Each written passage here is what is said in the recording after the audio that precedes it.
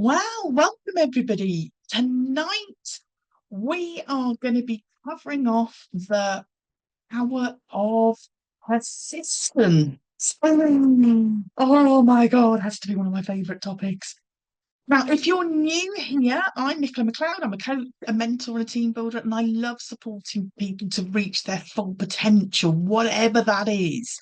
I've got 25 years experience in business as a senior executive in the corporate world and also as a self-employed entrepreneur.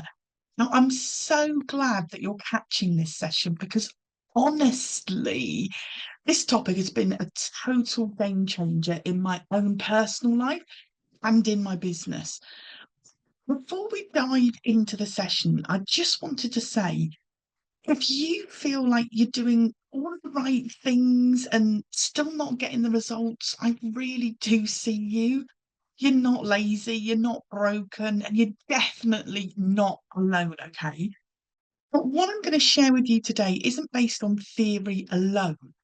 It's what's worked for me in real life. I'm going to share a little bit of psychology because understanding what's going on up here is really going to help you shift what goes on out there, okay?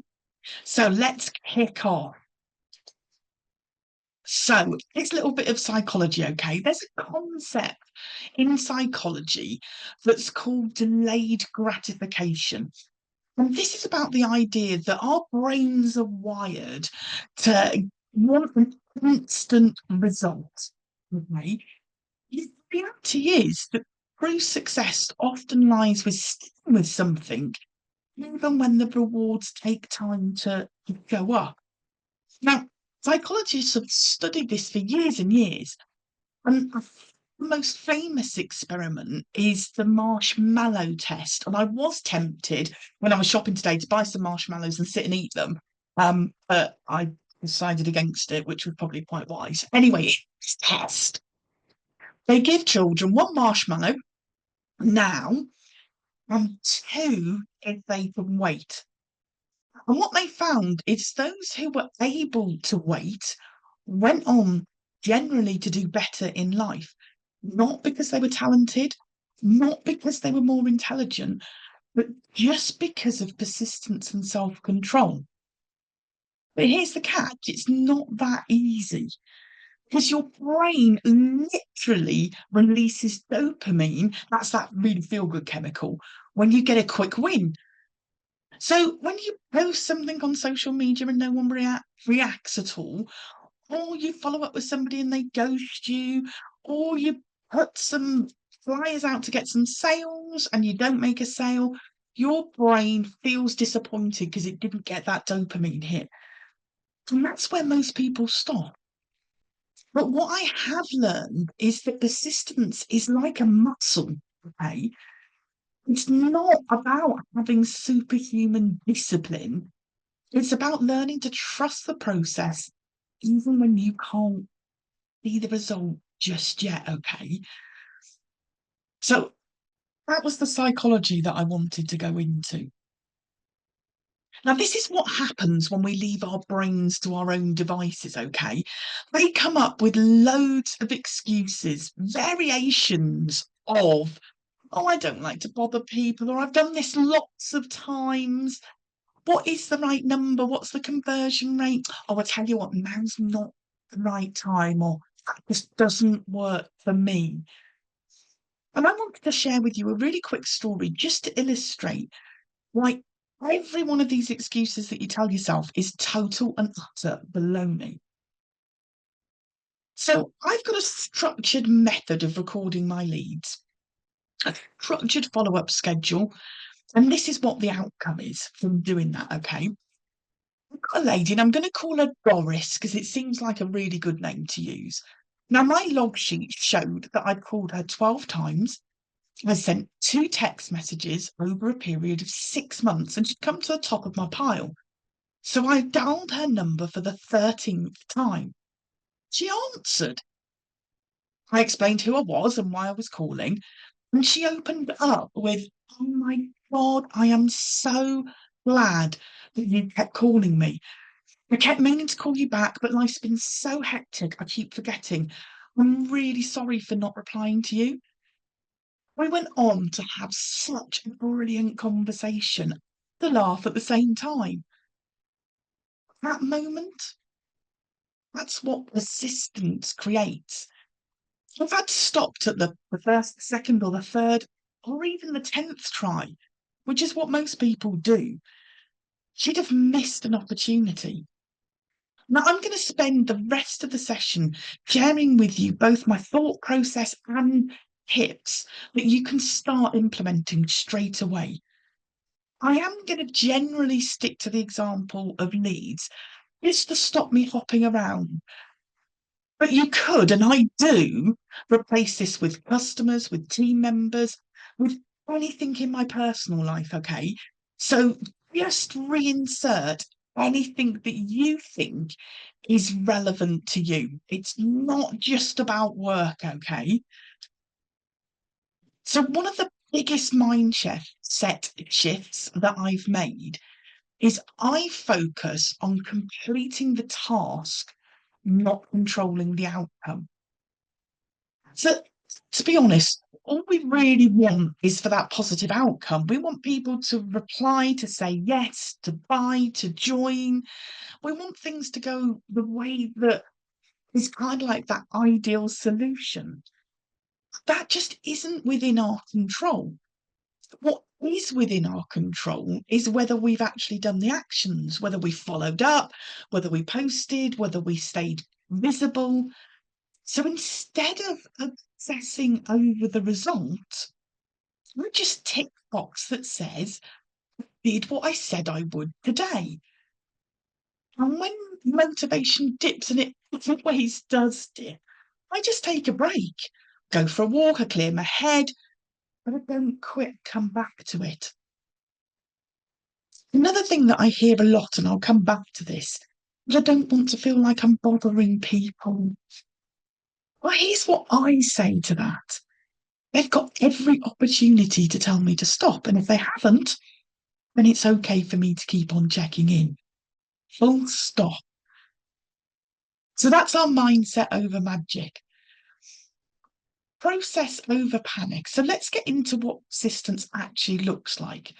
Because it really isn't about being strong or having determination. It's about building a system that makes it so much easier for you to be consistent. So just keeping with that example of following leads up. This is what I do. I document each and every lead individually. I log every follow up. Even if they didn't respond, I pop down the date and the time. I contact my leads daily for 10 days, different times of the day. After 10 days, I move them to weekly contact. And after the first month, I move them to monthly contact. The reason I really wanted to share this with you is that I don't leave persistence to chance. I build persistence in to what I do. And here's an enormous truth bomb for you. Most people think, obviously not you, most people think that they followed up a lot. But if you actually document it, it's probably only once or twice, maybe 3 times. And this is where a tally chart or a simple tracker can change everything. It moves from emotions, how you're feeling about something, to the facts that you can't argue with. Takes away the drama and just brings that system into something that you can repeat. So I'm now going to share with you my top 10 tips on persistence. As I've said, you can apply these to any part of your life or any business. I use them all and they really, really work. So I've said this already, focusing on the task and not the outcome with the story that I shared with you. When we tie our satisfaction, that dopamine reward, into the outcome, like, say, a sale, we get demotivated when it doesn't happen. If you just focus on doing the thing, a task, sending a message, making a call, dropping a book. When you train your brain to celebrate the consistency of those results, I did what I said I was going to do. So just create yourself a done list instead of a to-do list, okay? Mark what you've completed, totally regardless of the outcome. I plan to drop 100 books, tick, I dropped 100 books. Plan to put out 200 leaflets, tick, I've done 200 leaflets. Plan to call 20 leads, tick, I've called them. Plan to go for a run, tick, I went for a run. I think brilliant example for that Sunday morning. So anyone who follows me on social media, I've gone back to Couch to 5K. I started day one, week 8 on Sunday, 28 minutes of running non-stop, right? You know what? If I went, best intention in the world, and I got a really upset tummy. I made it to 23 minutes and I needed to stop and come back home. But guess what? I managed to put a tick on my list because my objective wasn't to successfully run for 28 minutes without stopping. My objective was to go for a run, and I did that. So, can you see how that completely reframes how you feel about things that you do? And it makes me far more likely to go out tomorrow morning for another run. Focusing on doing the actual task, not on how successful you are at it, makes you more likely to build that persistence muscle. Tip number 2, micro habits with schedule. Okay. Persistence thrives on structure. When follow up social posts or check ins are part of your daily rhythm, then you remove this thing called decision fatigue, which is just when your brain gets really tired of what should I do next? What do I have to do? If you just make it a really strong routine. So maybe try scheduling 15 minutes at the same time every day to do a particular task. Turn it into an existing habit. I don't know, if you have a cup of tea first thing in the morning, as soon as you finish that cup of tea, you do 15 minutes of whatever it is. Again, it's so much easier to be persistent if you're setting that schedule for yourself. My third one is the 5 times follow-up rule. Now, if you don't know, oh, hold on. You next to no follow-up at the moment, and I think this is a really good one to start you off with. So if there's something that you're like, oh, I've fallen off the wagon on this, I'm not doing what I want to be doing. Because most people give up after 1 or 2 tries of something if they've not had success. But statistics show us that people often need somewhere between 5 and 12 exposures before they actually act. So what you do here is complete a simple tally tracker. And you're going to tick off each contact or each activity and start normalizing getting to 5. All you're normalizing is your persistence. You don't really care what it is. Whatever it is, do it 5 times, give yourself a well done that you did it 5 times. If you're starting from 0, getting to 5 every day is an amazing win. And it's just about making sure that you get to that number 5 and not worrying about anything else. And this leads me really, really well into tip number 4. Tallying your actions. I've said it already, we already know that it's in human nature for us to feel like we've done more than we really have. It's just the way that humans are, okay? This tally will ground you in your facts. So we started off with tallying all the way up to 5, and I love the 5-bar gates. Always lovely doing that 5th line through. Try applying it to everything that you do. Post, text, calls, everything. The satisfaction of getting those tallies adding up is far better reward to keep you going on your persistence than anything else will be. Next one. This one really helps, right? Using a next step system. A lot of people stop with something they need to be persistent on because they don't know what to do next or they feel really awkward about it. After every contact that you do, set the next step. I'll follow up next week with this person if I don't hear back from them. Or I'll follow up tomorrow with them if I don't hear back from them. I'm going to drop 5 books in this street. Once I've done that, I'm going to do 5 more books. It's just about making a decision at that moment that you've finished what it is that you're going to do next. It can be next today, next tomorrow, next in a week's time. Just making that decision, documenting it somewhere, makes it so much easier for you to pick it up and go again. Now, I said that I was going to come back to this one, and it's made it to number 6 on the list. Reframing this bothering, right? I hear so many times people talking, whether it's about building customers, building relationships, following leads up, anything to do with multiple contacts with another person. There's this massive fear about bothering people. I don't want to be a bother. I don't want to be a pester. Actually, it's the biggest blocker in any kind of persistence. But we all know what it feels like to be grateful for somebody who didn't give up on us, somebody who was always there, someone who kept asking, who kept trying. Think about flipping the script in your mind. So instead of saying, I don't want to annoy them, try, what if they're busy and they'll actually thank me later? Because actually, at the point that you haven't had contact from that person, you don't know which one of those it is.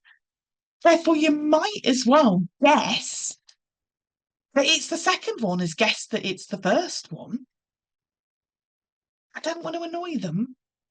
What if they're really busy and they hope that you call back? It's thinking about it completely differently in your mind. Same as if you're looking for customers. Just because you offer a customer something once and they don't buy doesn't mean that they won't buy at a later date. This means that they were too busy to buy from you this time. They didn't have enough money this time. They didn't need anything this time. It doesn't mean never. So if you find yourself thinking that you're bothering somebody, I want you to squash that right down and think completely differently about it. Number 7 is the good old power hour. Excuse me. Again, this can be really, really good if you want to kickstart something. It's focused, which is what really, really helps. It's a timed period where it saves you from faffing. You know, me trying to think of like, politically correct words. Thing is a really good word. And I know we can all hold our hands up to moments of faffing, right? What I'd like you to do is think about 3 to 5 tasks that you actually want to achieve. Michelle, there's 8 because that's what there was on the picture. There's always a simple explanation. Probably couldn't fit 12 on. So choose 3 to 5 tasks that you want to focus on. Could be in your personal life, could be for your business, could be a mixture of the two. What I want you to do is set a timer for 20 minutes for each of them with no distractions. Switch all your notifications off, emails off. If you've got a landline, take it off the hook and build a habit of showing up for just 1 hour of pure action each day. 1 hour with no distractions on doing something. I after I put this together, I gave this a go yesterday. I used to use this and I've not done it for a while. And I thought, right, I'm going to call all of these open leads for a whole hour. And do you know what really, really surprised me? 25 minutes in and I'd called them all because I hadn't been distracted. Could have had more than one task on that hour's list, shouldn't I? Give it a go if there's something that you're struggling to get started with. Now, this really is one of my favourites, minimum baseline goals, right? I recommend this for anyone who's trying to build persistence in. Because persistence is about keeping the momentum going. If you can imagine that you've got a ball and you need to keep it going, right? It's so much harder to start, okay, the ball needs to be bigger, right? A really big ball rolling from stationary. But if it's moving, even slowly, it's easier to keep it going. Okay. Because motivation dips. No matter what anyone says, we do not feel the same level of motivation every day. And small wins help keep this momentum going. So, what do I mean by this minimum baseline goal, right? Think about your most demotivated day.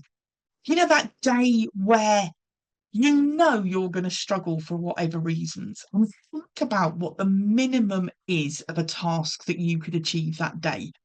So maybe normal for you is to do 20, but maybe on that awful day, your minimum is 2.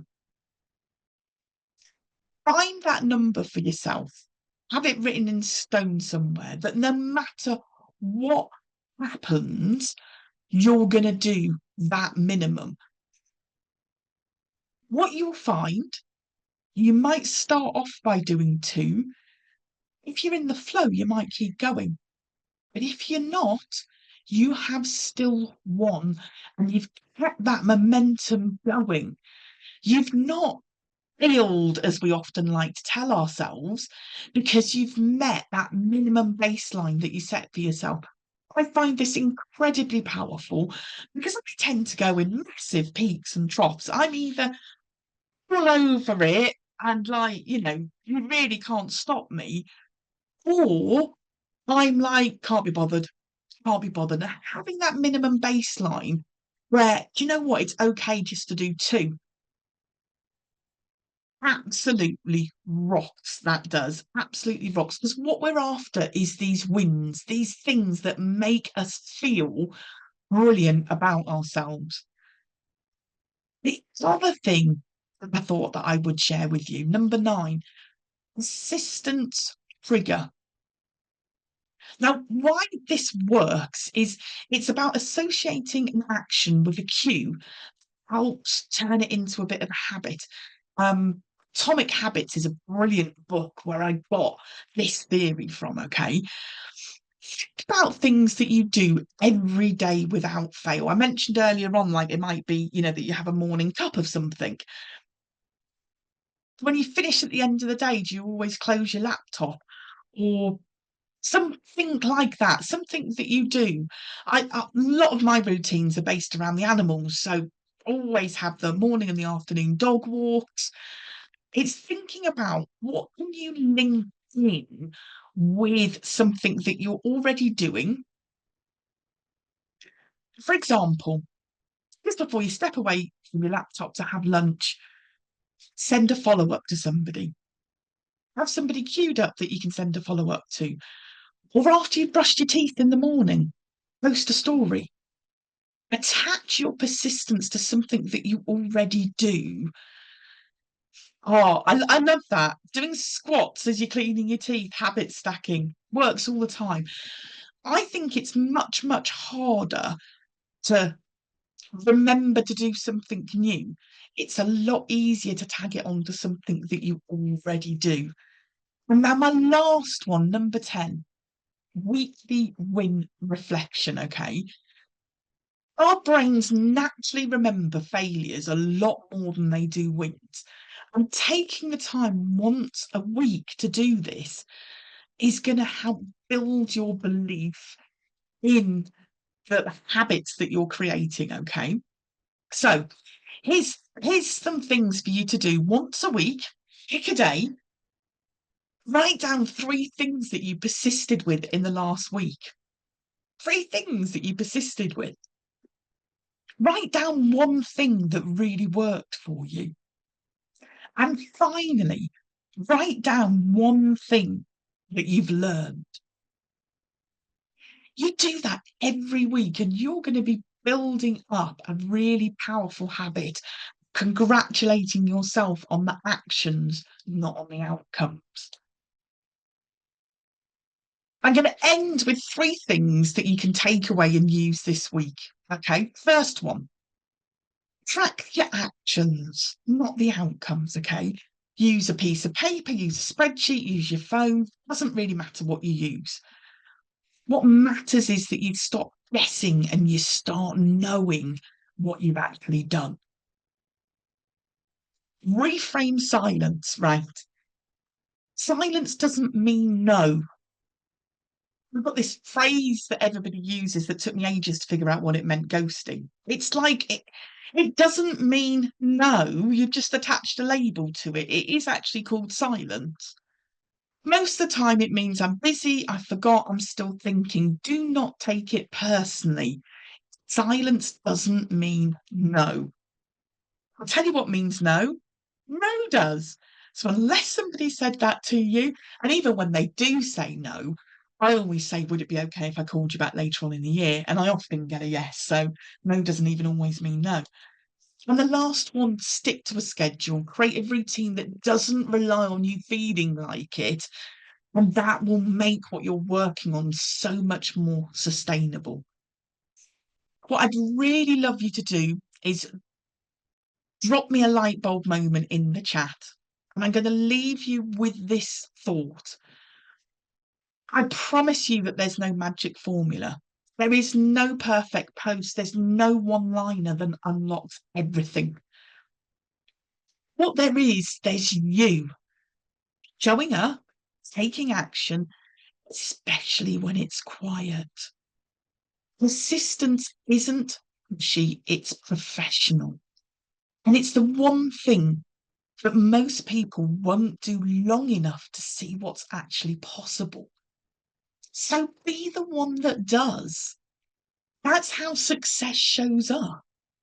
Not overnight, but over time. So, as always, I've got a free planner. It's the persistence plan this week. All you need to do is drop me an email, nichola@beautyofsuccess.co.uk. Don't forget to spell my name right. It's Nichola at beautyofsuccess.co.uk, and I will wing that across to you. Our next session, a week today, is titled The Confidence Gap. And as everybody always tells me that I overflow with bloody confidence, I can't think of a better expert to do a half-hour session on the confidence gap. So I hope you enjoyed the session. I'm going to have a quick catch up on the comments now. Karen said, brilliant, it's also doable. Karen wants me to go back one slide, which I can do.